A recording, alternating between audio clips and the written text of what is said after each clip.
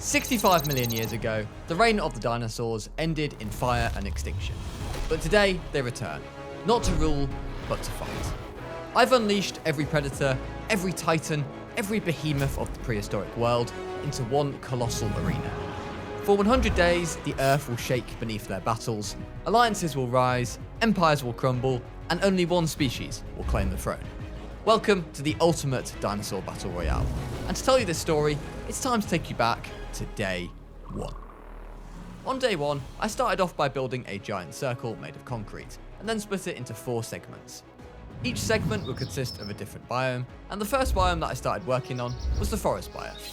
Using my expert landscaping skills, where I would form hills, rivers, plant life, and of course trees, I forged this biome into an oasis for many of the dinosaurs that lived here. The forest biome was split into 3 different sections: the lake, the hill, and the river. The first dinosaur species that I added to the biome was the Stegosaurus, which would live by the lake. Donned with rows of plates and having a tail with a sharp phagomisers, these Jurassic herbivores were among one of the toughest armoured herbivores to ever live, and they adapted well to their new environment. Each biome would have 3 stages of adding carnivorous dinosaurs. First, I started off with the scavengers, the small carnivores, and eventually would build up to the largest and most dangerous predators to have ever existed. The idea was that each dinosaur would compete for the biome, with only one species coming out on top, and this was the beginning of stage 1. I named one of the Stegosaurs Nancy, and she would be my designated leader of the herd. To add competition to the lake, I added a herd of Ankylosauruses. Like the Stegosaurs, these armoured tanks did not lack when it came to their defences. With a strong shell around the body and a devastating club tail, any dinosaur would think twice about taking them on in combat. I named my designated Ank Susan. Now, despite both species being herbivorous, neither the Stegosaur nor the Ankylosaur were particularly keen on sharing the lake with one another. There was already unrest with the Stegosaurs as they started whacking each other with their phagomisers, surely doing some serious damage to each other before they even began to fight with any other species. And now it was time to implement stage 1 of the forest biome, by adding the Dilophosaurus as the small carnivore.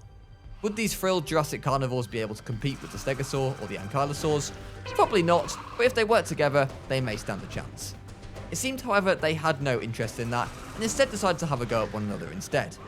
What a great start this battle royale was off to. After a lengthy and pointless duel, I named the victor Alpha Bob. It was now the Ankylosaur's turn to fight for dominance. Thankfully, his meaningless battle came to a quicker conclusion, with the loser running away in shame. Unfortunately, this defeated Ank wasn't looking where it was going, as there were 2 small predators hiding in the lake, waiting to ambush. While the Ankylosaur was unsuspecting, the Dilophosaurus pair managed to latch themselves onto the herbivore's armoured hide, fighting through its defences. The Ank did manage to defend itself by shrugging off its attackers and delivering a nasty blow to one of the Dilos. That little guy is going to feel that in the morning.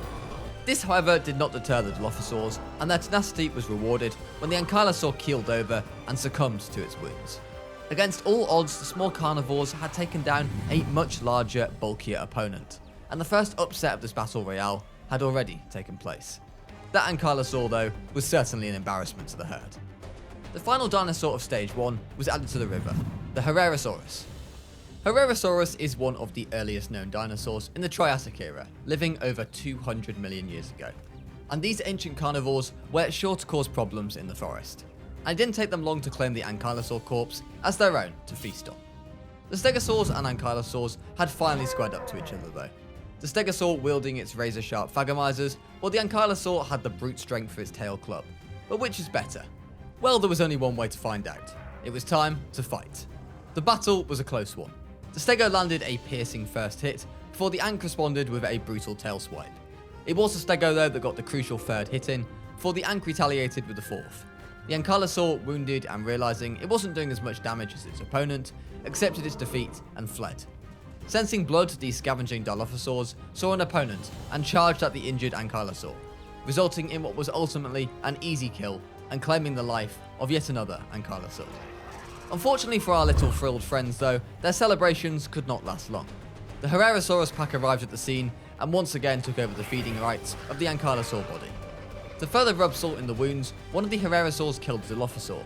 Fed up with their mistreatment, one of the Dilophosaurs decided to take it to the Herrerasaurs. Despite being considerably smaller, this little guy managed to hold its own against the South American carnivore, even forcing it to retreat, returning pride back to its pack. It was now time to build the second biome of the Battle Royale. I whipped out my landscaping brush once more and really dug into the undergrowth, laying it on thick and making sure every inch got the attention that it deserved. I didn't stop until I was satisfied with the finish. I created a nice circular lake and used asbestos to create fake snow. I added dirt and placed some decorative rocks around the whole biome. Then came the trees, where I planted my seeds into the fertile soil and watched them grow. This vast tundra would of course be the snow biome.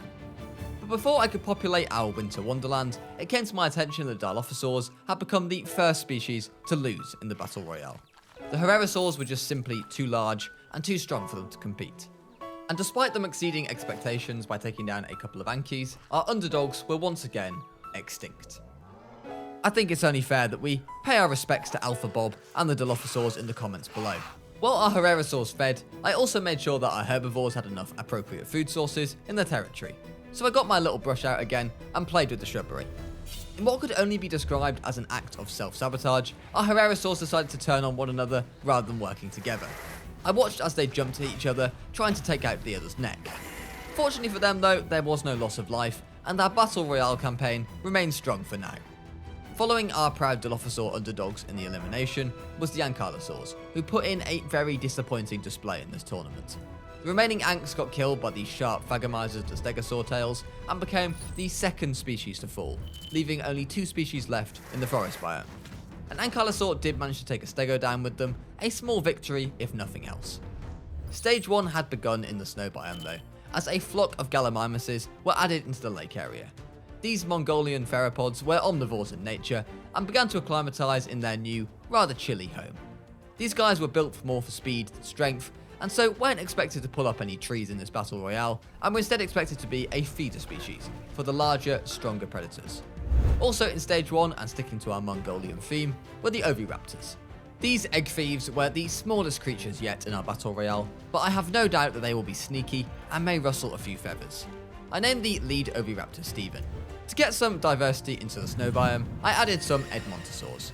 These large hadrosaurs came from Edmonton, where they got their name, and spent their free time getting their faces painted. These herbivores though did not have many strong defensive attributes, other than their size, so they weren't considered favourites for our Battle Royale. Life in the snow biome was thriving, but this experiment was not about the flourishing lives of herbivores, so I introduced a pack of Pyroraptors. These feathered dromaeosaurs got their name after their bones were first discovered from the ruins of a devastating forest fire. And just like how fire melts snow, these guys were sure to devastate the snow biome. I named the pack leader Taily, and in a true act of true leadership, Taily delegated the hunt of an Edmontosaur to its subordinates while it continued to explore the taiga forest. Taily had trained its packmates well as they took down the giant hadrosaur with ease, celebrating their success with a quick stare down before they could finally begin to enjoy their feast. Elsewhere, Taily began hunting Steven, successfully managing to take down the head Oviraptor. Rest in peace, Steve. Just as I did it in the forest biome, I made sure there was more than enough food in the snow for our herbivores to enjoy, as they might not get to enjoy it for long. Speaking of the forest biome though, the Herrerasaurs were still the top dogs in the food chain, so it was time for the biome to enter Stage 2, where bigger, stronger carnivores could be added. The first carnivores of Stage 2 were a trio of Allosaurs. These Jurassic Park hunters were strong favourites ahead of the Herrerasaurs, but could also be dark horses against the even larger carnivores to come in Stage 3. Elsewhere in the snow, the Pyroraptors were continuing to assert their dominance. This time it was a Gallimimus who fell victim to the feathered beast with a simple neck bite. I watched it eat its deserved snack, but got distracted by an alert in the forest biome. The Allosaurs had wasted no time in taking the lead in this grassy ecosystem. I watched as one effortlessly took down a Herrerasaur, and perhaps all that time of unrivaled dominance had caused complacency in the South American theropods, and now they were being made to pay, resorting to cannibalism to survive. It couldn't eat for long though, before it was scared off by the murderous Allosaur, whom I named Ronnie.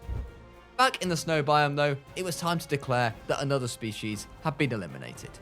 I watched as the Pyroraptors hunted down and killed the last of the Oviraptors. The Pyroraptors had not only now secured a nice meal, but they were also safe in the knowledge that their nests could not be pilfered from, and their eggs were now safe. In the forest, an Allosaur killed another Herrerasaurs, all but securing their supremacy over this land. The same Allo came across the last Herrera, intimidating it but keeping it alive. It enjoyed the thrill of standing over the executioner's switch, knowing that at any moment it could press it, and it might, and it probably will.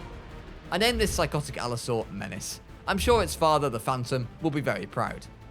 Despite the violence though, the forest still did have some peaceful life to it. The armoured stegosaurs were still surviving by the river, and with stage 2 came the amargasaurs. But with threats on the horizon, it is vital that these spike-necked South American herbivores stick together as a herd. But stage 2 in the forest biome was not done there, as I added a pair of acrocanthosaurs. These absolute units were packed to brim in muscle and mass, and they would be a tough competitor for the allosaur pack. I named them Jack and Josh, and look forward to seeing what these pair of acros had in store for us. With no higher species in the food chain to control them, and nothing in the snow biome being able to defend themselves, the Pyroraptors ran amok, taking down Edmontosaurs left, right and centre, as demonstrated here by their flawless takedown. I watched as they ate the corpse of their fallen victim. They weren't just happy with that alone though, and they wanted more, and so one of the raptors targeted a lone Gallimimus. This Gallimimus, however, played it smart, realising that water beats fire, and ran through the lake to avoid them. Defeated, the Pyroraptor settled for the Edmontosaur carcass. Elsewhere in the forest biome, the acrocanthosaurs had reached the lake territory and began to cause carnage. They started off by taking the final Herrerasaur kill away from the allosaur, eliminating another species. They then set their sights on the Stegosaurus. Jack started off first, taking a big bite into the herbivore, before body slams were exchanged. The fight ended with the Stego meandering away with a concussion, while Jack screamed at its backside. At the same time, Josh was fighting into the Stegosaur, and despite taking a nasty tail whack to the face, also came out victorious, roaring as the Stegosaur ran off, yielding their territory to the larger predators. To further establish their dominance, I watched as Jack brutally took down an Amargasaur, killing it in front of its friends. The allosaur's territory in the forest biome was dwindling, and took a massive blow as pack leader Ronnie was killed by its Jurassic rival, the Stegosaurus. Going down before it could even land a single bite on the herbivore, this was a huge blow to the allosaur pack. Hearing about this, Jack gleamed into the horizon, knowing now that the forest biome was the acrocanthosaurs to lose. In the snow biome though, 2 of the Pyroraptors had spotted yet more prey for them to hunt, 2 Gallimimuses. They made the decision to split up and hunt one apiece. Their tactical genius was rewarded, as both raptors were successful in taking down their chicken mimic prey. Things were looking pretty desperate though for the allosaurs in the forest biome. Their lack of viable prey and the loss of their leader meant they had to result in cannibalism on said leader. The feast, however, was interrupted when Jack entered the scene, wanting to claim Ronnie's body for itself to eat. Not wanting to give up their fallen friend, one of the allosaurs, despite being smaller and leaner in size, challenged Jack to a duel. To be fair to our Jurassic friend, the allosaur put up a very respectable fight, getting a couple of bites on the larger theropod, but realising that Football Manager 26 is out soon and wanting to play it, the allosaur retreated to safety. But the real victims of this whole carnivore drama were the stegosaurs, as they were being constantly pestered by their hungry foes. I watched as one fell at the mouth of Josh, while another one was defending itself against the starving allosaur, but managed to hold its own, forcing the allosaur to back away. That allosaur had become the last of its kind, after its packmate fatally lost a battle with Jack. It's been a major fall from grace for our Jurassic friends. Over in the Winter Wonderland, I find that the Pyroraptors have been successful in their eradication of all the Mongolian species, as the Gallimimuses were now once again extinct. And so it was time to begin stage 2 over there. A herd of Pachyrhinosaurus were added to provide a much greater challenge to the Pyros, with their bulkier frames and rock-solid frills. More feathered raptors were also added to challenge the Pyroraptors, as this time it was a pack of Utah raptors, led by the ink-black Raven. These raptors were larger and well-built, and would surely make a claim to make the snow biome their very own. On the subject of making territory their own, there was infighting in the forest biome between Jack and Josh, the acrocanthosaurs, both believing they had a case to be the leader. They bit and lunged at each other, but ultimately it was Jack who won the bragging rights. Not one to dwell in defeat, Josh was still eager to prove himself, and he did so by eliminating the last of the Amargasaurs and clearing up space in the territory. Also on the verge of extinction were the allosaurs, and things were not looking good, as the final one was in a fight for its life against Jack.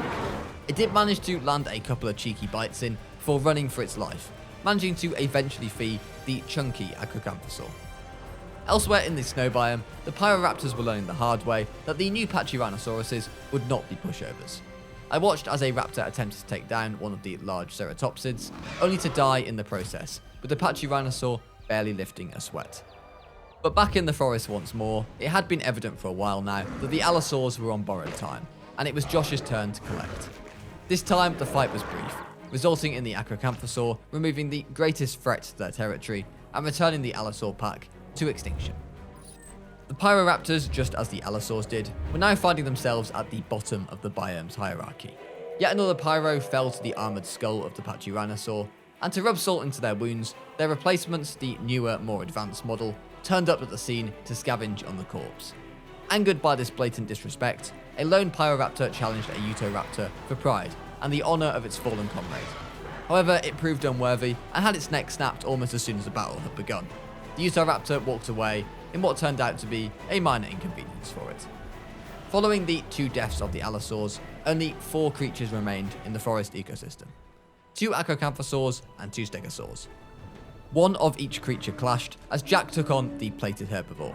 Jack bit first, followed by a bloody slam from the Stego, before Jack got the crucial neck bite in, knocking the Stegosaur over and finishing the kill. The final surviving Stegosaur could only watch as Jack ate its fallen friend. In the snow biome, the Utahraptors were now confident that they could win Stage 2, casually drinking in front of their enemies. Could they back up their claims, or would their arrogance prove fatal? But in the forest biome, the Acrocanthosaur's title charge had taken a massive blow, as the lack of food had become a serious issue.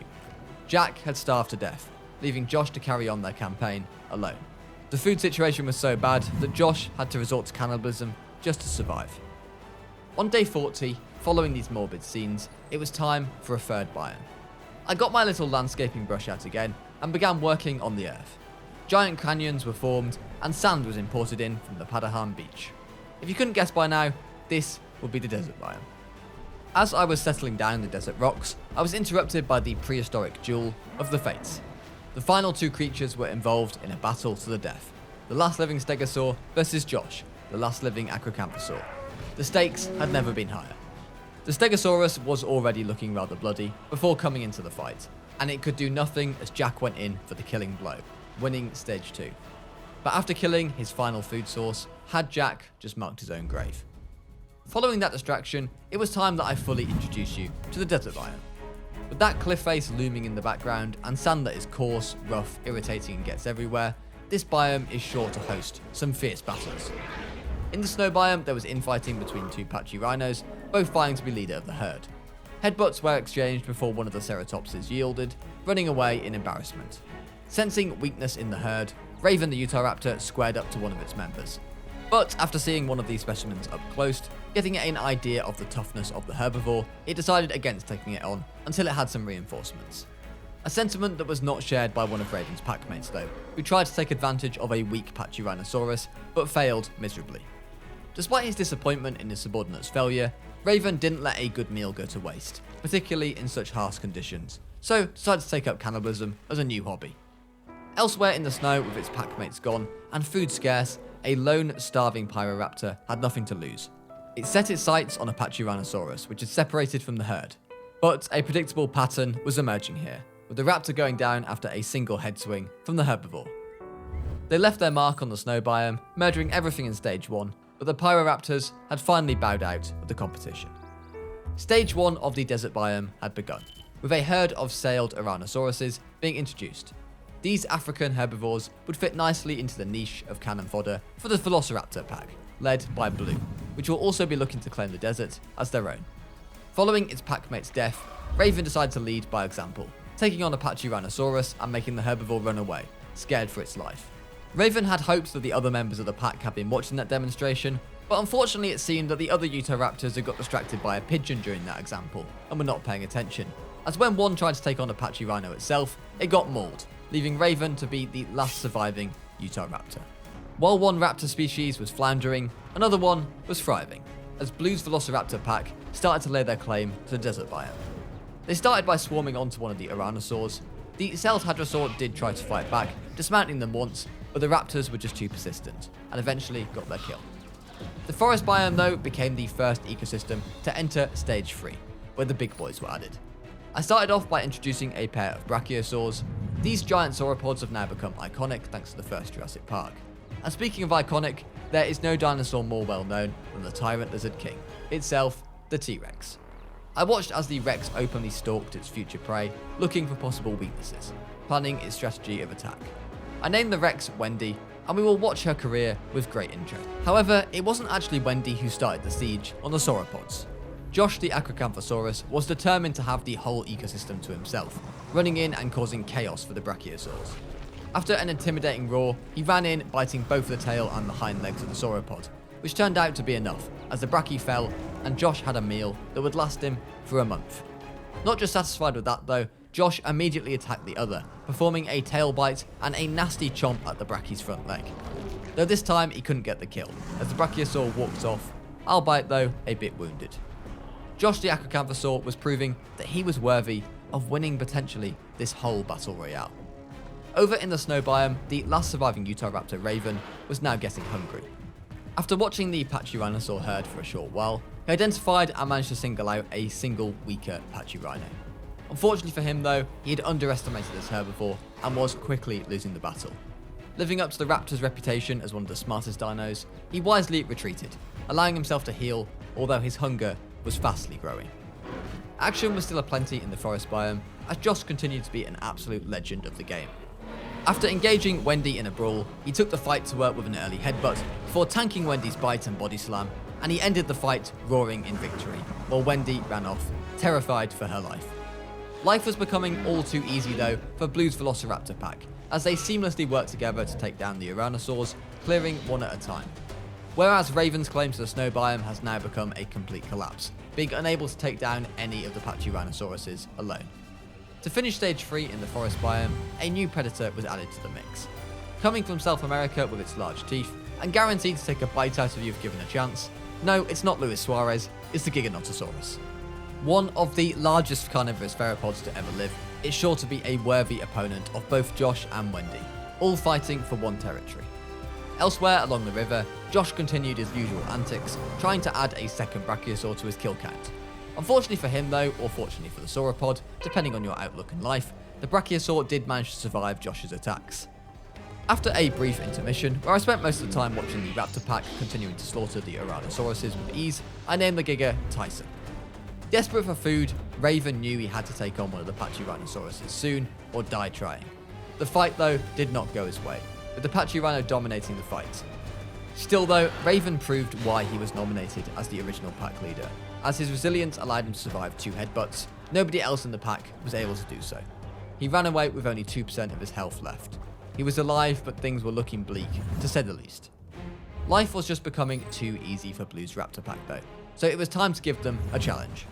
Originating from Mongolia, the Therizinosaurus was added to desert. No doubt its sword-length claws would easily pierce straight away through any of the raptors' bodies. I named it Kevin and watched as it groomed itself in the desert water. Josh was determined though to have another large feast, but the brachiosaurs were equally determined not to die, quite selfish in my opinion. I named the brachii Littlefoots of Land Before Time, a true survivor at heart. Suchomimuses were added to desert biomes. These African theropods were usually piscivores, but would still eat regular meat if absolutely necessary. They would now compete with Blue's Raptor pack for what limited prey remains in the desert. The Suchos though were not the only addition, as a pair of horned carnotaurs were also introduced. These speed demons were sure to cause chaos, and the Raptor pack's dominion over the desert was now in serious danger. After asserting their dominance early over the raptors, the Carnos engaged in some light, playful headbutting. A bit of team bonding before the real work begins, I think. And the real work came early, as the Velociraptor tried to take one of them from behind. This Carno, though, was able to yank the little vermin off, leaving the raptor badly wounded as a result. It won't be trying that again. When you think of underwhelming moments, you might think of Ark Survival Ascended, or perhaps the entirety of Jurassic World Rebirth. But you might also think of Kevin the Therizinosaurus, who lost his first fight against a fish eater of all things. A very disappointing journey for Kevin, and the ferry is eliminated from the Battle Royale. Victorious Sucho was worthy of a name, and that would be Steven. Stage 3 was now underway in the snow biome. A Yutyrannus was introduced to the tundra. Discovered in China, this carnivore is the largest known dinosaur to have displayed evidence of feathers. Expectations were high for our Stage 3 apex, and if it fails, its fur will be used for overpriced coats. Following its impressive victory over Kevin, Steven was full of confidence, and decided to square up to one of the carnotaurs while a raptor watched. They say confidence is the food of the wise man, and Steven got off to a strong start. But confidence could also be the liqueur of the fool, and Steven realised all too late that this was a fight he could not win. so he ran away. Unfortunately for Big Steve though, the watching raptor turned out to be a scout, and its packmates attacked him as soon as he thought he was safe. The raptors easily took him down and showed him that they are still a force to be reckoned with here. They celebrated by feasting on the spoils of their victory, all while the Carnotaur that Stephen fought was chilling in the lake, healing away its small cuts and bruises. Sadly, in the snow biome, Raven was not doing well. It had been far too long since he had last eaten anything, and his body was beginning to decline because of it. Not only that, but he was also suffering from a painful laceration that would soon be at risk of infection. It was only going to be a matter of time before he succumbs. Back in the desert, the Velociraptor pack were committed to their goal of retaking the sandy plains for themselves. Blue and one of her packmates set their sights on bringing down the Carnotaur.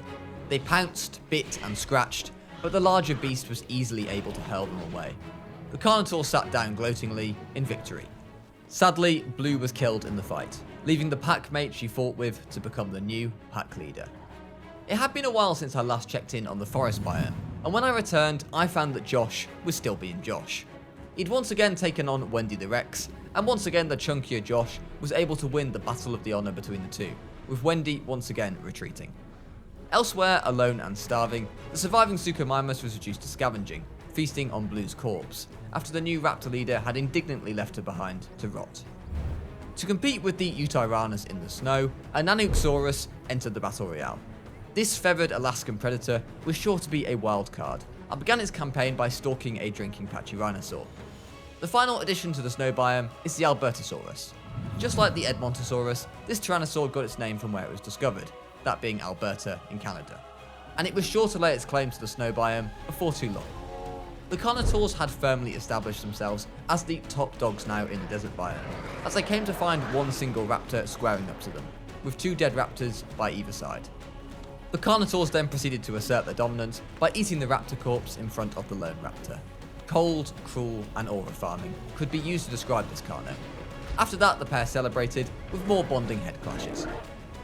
Over in the snow biome, despite its loneliness, a single Edmontosaurus remains alive and thriving since day one, as it was smart enough to avoid all the drama.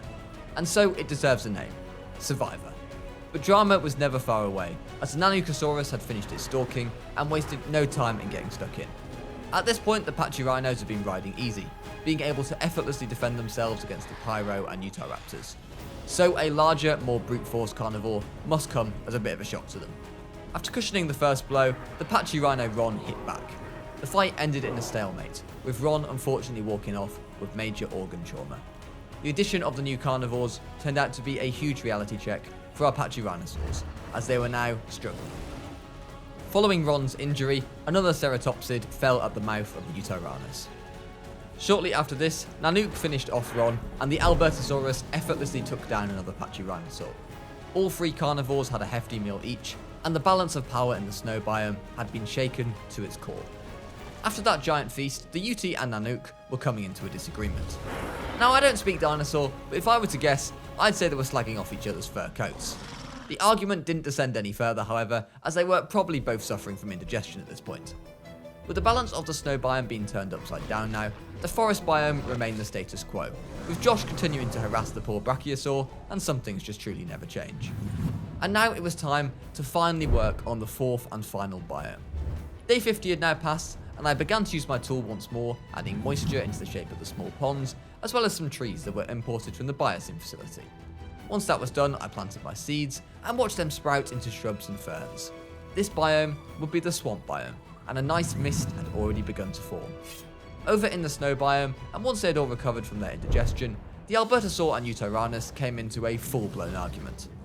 This battle of the Tyrannosaurids is by far the biggest battle the snow biome has seen so far, but it turned out to be a one-way contest, with the Albertosaur getting in 2 uninterrupted bites, taking down its feathered cousin. And with that, the Utaranus is eliminated from the Battle Royale. They say that hard work and patience pays off, and Josh found that out, as finally, after what felt like years of dedication, he managed to take down the second Brachiosaur. Rest in peace, big dog. Josh, feeling on top of the world, dug into a giant pile of meat that lay in front of him. Over in the sandy savannah, the final living Suchomimus wanted revenge on his fallen sibling, taking on one of the Carnosaurs in a head-to-head.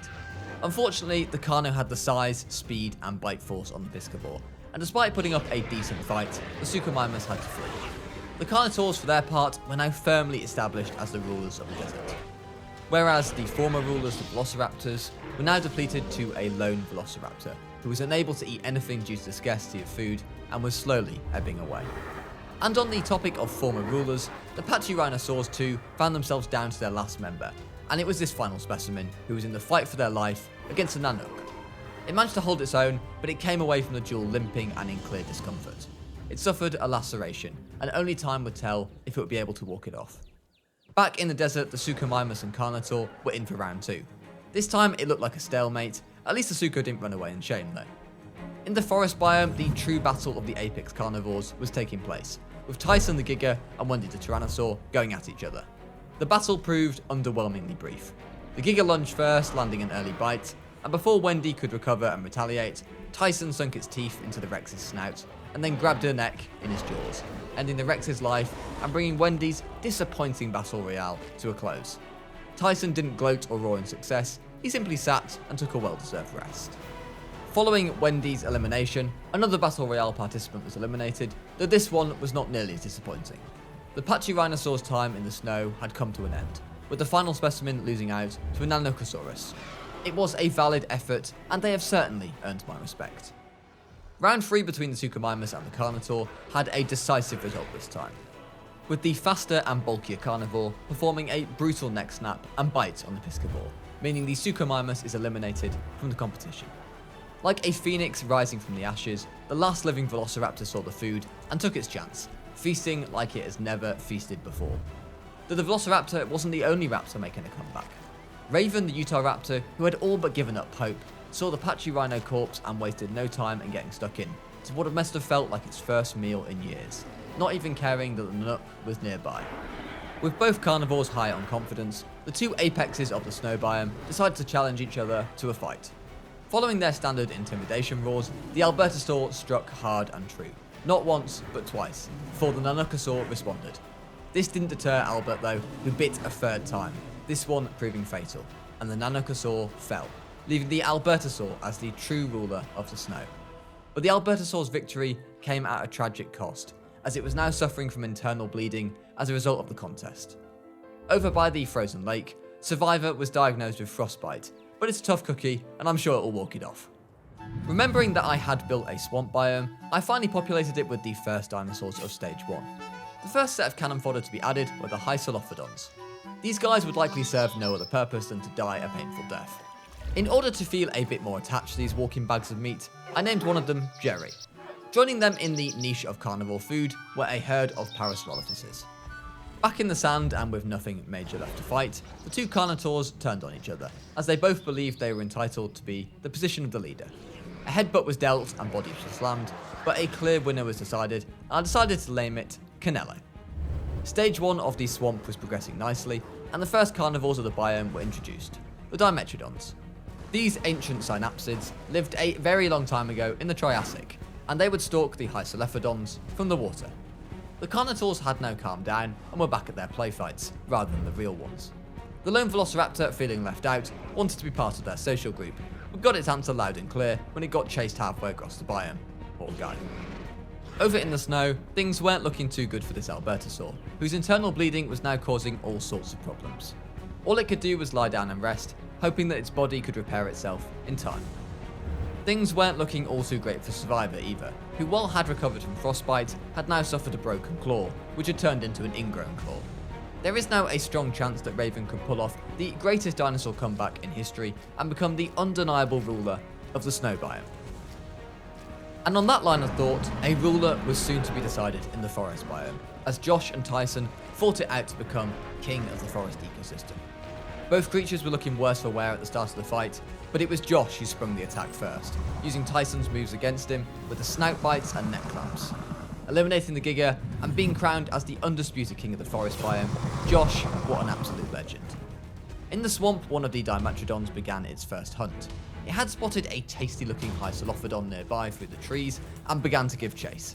The bipedal herbivore was much faster than the Dimetrodon's little forelegs could carry though, but this Dimetrodon was raised with one lesson instilled into it: never give up. This Dimetrodon continued to chase its prey through water, forest, fog, and grassy plains, but never, for 1 second, let the thought of letting its food get away from it. Once it caught up, it delivered a bite so powerful, it broke the space-time continuum. In honour of this truly impressive feat, this Dimetrodon was named Terminator. And there is no doubt that Terminator will be back for some more. The bite was so strong, in fact, that the Hycelophodon didn't even realise it had been fatally struck, and continued to walk a little while longer. But eventually, all was normal, and Terminator got its well-deserved meal. Though it still seemed that the laws of nature and physics were still gathering their bearings, as Survivor's ingrown claw managed to inexplicably snap its neck, eliminating the Edmontosaurus from the Battle Royale. Rest in peace, Survivor. And like a moth attracted to light, it wasn't long before its body was found and fed upon by the Albertosaurus, and eventually Raven the Utahraptor. The Edmontosaur would be outraged if it knew that it did all that surviving only for its corpse to be treated like that. It wouldn't be long before the Albertosaurus too was killed. What killed it forever would be one of life's greatest mysteries. And as I formally eliminate it from the competition, I get great pleasure in crowning Raven as the king of the snow biome. Just like Josh in the forest, it was very well deserved. With 2 biomes down, there was only 2 left that needed a champion. The desert biome would soon find out that stage 3 was upon it, and the first stage 3 creatures to be added were these 2 towering titanosaurs. These 2 guys are firmly in the look at the size of that whopper territory. Would they be able to live peacefully in the desert with their size-deterring predators, or will they be harassed just as Josh harassed the brachiosaurs? Turns out it would be the latter, as Canelo the Carnotaur wasted no time or brain function in attacking one of them right away. The first attempt proved unsuccessful, but no doubt Canelo would try again soon. But the Carnos were about to have some competition, as from the bone beds of northern Africa, this is the Carcharodontosaurus. This apex carnivore boasts probably the greatest roar in Jurassic World Evolution 2, and is not just here to make up the numbers. Also arriving in the desert, this time from China, is a Tarbosaurus. This big boy is a distant cousin of the Tyrannosaurus Rex, and hopefully for its sake it will put in a better shift than Wendy did in the forest. Eager to prove that it's here to win, the Carch immediately got stuck into the tree trunk legs of the Titanosaurus, attacking the black and white one first, before moving on to the brown and white one, leaving the black and white one to be finished up by the Tarbosaur.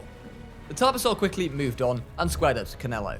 This looked to be a really bad decision at first, as Canelo got the first bite in before the Tarbo retaliated.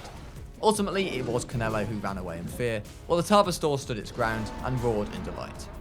While this was going on, the black and white Titanosaur fell to the jagged teeth of the other Carnotaur. This desert area had quickly turned into an absolute war zone.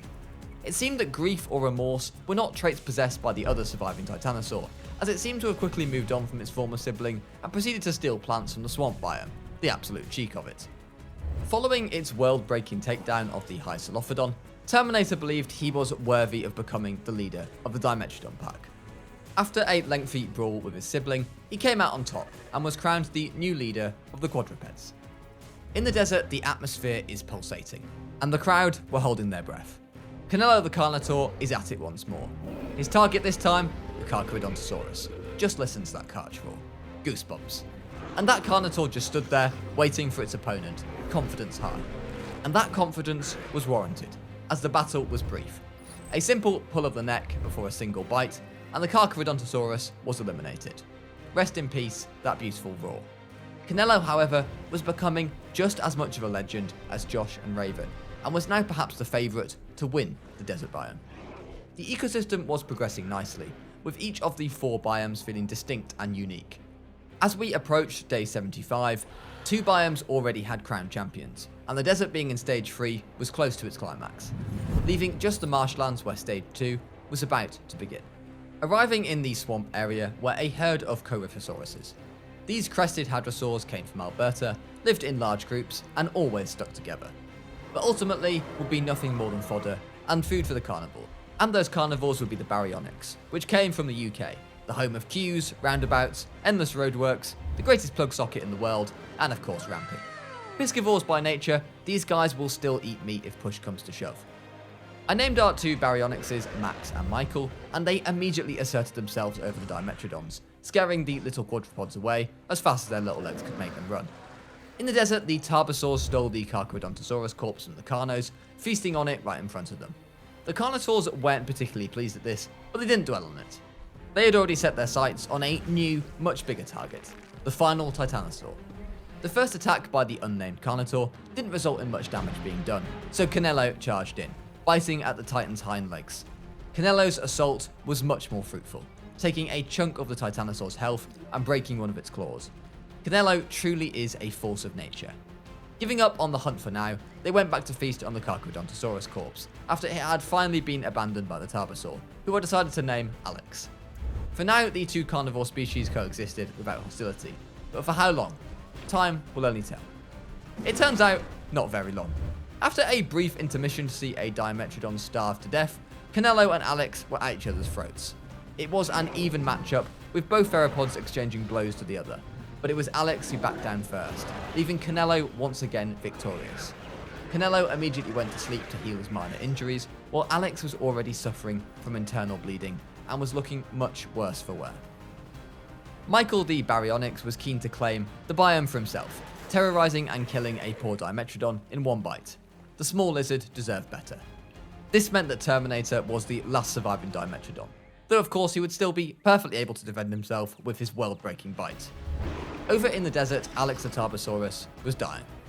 His insides had ruptured and bleeding was all over. The Carnotaurs knew this and began circling him, taunting him. But Alex was not going to go down without a fight, and was going to keep his nobility intact. If he was going to go down, it would be on his terms. He challenged the Carnotaurs to one last fight, and then changed his mind and starved to death, losing all pride and honour in the process. The Carnotaurs didn't mind, however, as they got a free and easy meal out of it. After this, I thought it was about time that I gave the second unnamed Carnotaur a name, as he deserved some recognition, so I named him Tony. In the swamp with no fish to hunt, Michael the Baryonyx resorts to hunting the Hycelephodon. His first hunt fails, but after a lengthy and dedicated chase through the trees, he is eventually rewarded with a kill and food to eat. It's not fish, but Michael isn't a picky eater. One dinosaur who is a picky eater, however, is the Titanosaur, who slowly seemed to have lost its appetite after its sibling's death, eating less and less as the days went on. As a result, it was on the verge of starving to death. The Carnotaur pair were aware of this and were waiting patiently for the sauropod to fall over. Following its passing, Canelo and Tony were both crowned as kings of the desert biome. Well deserved, especially for Canelo. That Carnotaur is truly a beast of nature. This left the swamp biome as the final ecosystem for a winner to be crowned, and to speed up that process, Stage 3 would soon commence. In the swamp itself, Terminator the Dimetrodon was slowly starving to death, as sources of meat were getting harder and harder to come by. This was because the Baryonyxes had come in and wiped out all the Hycelephodon herd and claiming the food for themselves. The Coryphosaurs were still standing strong, but they would be a very difficult, if not impossible task for Terminator to kill. Terminator's suffering would soon end, as he was taken out by one of the Baryonyxes, and the Dimetrodon species were eliminated from the Battle Royale. His body was not wasted at the very least, as it provided nutrition for the Barry. The Baryonyxes could use all the food they could get, as heavy competition was approaching. The Spinosaurus. This once great dinosaur has slowly been nerfed with each new scientific theory and discovery, and now is barely classed as a dinosaur anymore, resembling a fish more than what it once was. Regardless, the giant walking fish was now in the swamp, and ready to take over. Michael, a piscivore, saw an endless supply of fish entering its territory, and decided to take it out. This turned out though to be a very poor decision, as it got one-tapped by its fishy food. The fish was named Saley, in homage to the one from our Deadliest Ecosystem video. Also arriving in Stage 3 were the duck-billed Dinosaurs. These giant omnivores were part herbivore, part piscivore, and were well equipped for wetland environments. There was a herbivore meetup as the new arrivals met up with the Parasaurs and Coryphosaurs, who were giving them the key information that they would need to survive here, such as where the tasty plants were. Overall, they seemed to be acclimatizing well to their surroundings. The big fish, though, was on the hunt for its next meal, having spotted a lone Parasaur in the distance. For now, it only stalked, leaving its prey alive to live another day. The Dinosaurs were now fully inducted into the swamp and had found their favourite plants to eat and living relatively peaceful lives. But in this battle royale, peace rarely lasts, and elsewhere in the swamp, Max was wanting revenge for his brother. He located and squared up to Saley and fought. He did put up a much better fight than his brother did, managing to survive a couple of bites and even managing to get a bite of his own in on Saley's thigh. Ultimately though, this was a battle he could not win, and he wisely decided to back away before this contest cost him his life. Turns out though, it wasn't much of a contest at all, with Max escaping with a sliver of health, while Saley was comfortable at 90%. Just like the Titanosaur in the desert, the final Hycelephodon was suffering from loneliness, and lacked the appetite and desire to drink as a result. and so it was slowly dying and would soon also be eliminated from the Battle Royale. Elsewhere, Saily the giant fish was growing in confidence and was becoming a nuisance to this swamp ecosystem. It started off with an effortless takedown of a hadrosaur, enjoying a nice meal and roaring in victory. The final Hycelophodon had sadly starved to death, eliminating the plucky herbivores, and its death would not be in vain though, as Max found the carcass and used the much needed nutrition it would provide to assist in healing his wounds. With the Baryonyxes proving to be no match for Saily, perhaps a Dinosaur will. One of the duckbills engaged with the fish, managing to tank a couple of bites before landing a swipe of its own. It did though decide to run away from the fight, but it was still very much alive. Frustrated following yet another battle where it couldn't secure the kill, Saily took out its anger and hunger on a Coryphosaur, while Max the Baryonyx spotted and chased a Parasaur through the woods. He eventually did catch up, performing a lethal takedown of this large hadrosaur, though he strangely decided not to eat it, instead setting his sights on a Coryphosaur. It was squaring up to be round 2 between Saily and one of the Dinosaurises though. Determined to get a kill in combat this time, Saily struck quickly, but left its defences open for a counterattack. This went on for another time, attacking before being attacked. Frustratingly though, the duck ran off again, wounded and fearing for its life, leaving Saily to look back in anger. While that was going on, Max had managed to take down the Coryphosaur with another efficient neck grab and bite. This time though, he did decide to eat the body. The Spinosaurs and Dinosaurises realised that they couldn't just fight twice, and they had to have a trilogy. This fight turned out to be much shorter though, and much more underwhelming than the other two, with the Dinosaurus clearing off after just one bite, leaving Saily once again absolutely furious. After yet another failure, Saily decided to try and bully a much smaller, easier target, Max.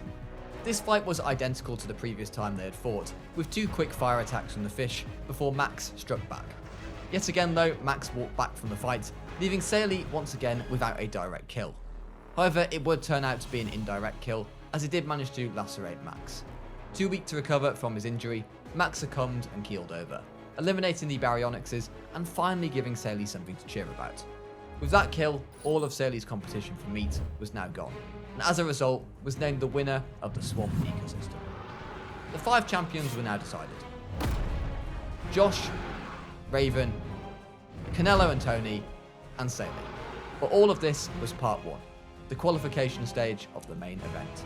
It was now time to build the final arena, a circular ecosystem surrounded by walls of concrete. As its centre was a shallow lake, edged with rocks, and the entire ecosystem was covered in sand. Everything leading up to this moment has been rehearsal, but now the real performance is about to begin. The first thing to do would be to transport the champions to the arena. The Carnotaurs would arrive first. Watch and learn as I demonstrate my excellent sniping skills to knock Canelo and Tony out. They were then airlifted to the final arena, with our helicopter team showing little respect to them. Next up would be Saily, and it was quite easy to tranquilise our fish out of water. Then it was Raven's turn to be knocked unconscious, before finally getting Josh from the forest. Each champion was placed in their very own small holding pens at the perimeter of the arena. It quickly became evident though that none of them particularly enjoyed their confinement, with the Carnosaurs actually attempting an early escape. But now it was time to open the gates and let the final battles commence. Each dinosaur was apprehensive at first, merely scouting out the opposition, but it wasn't long before our first battle. Following their antics in their respective biomes, at last Josh and Saily met in this theatre of war.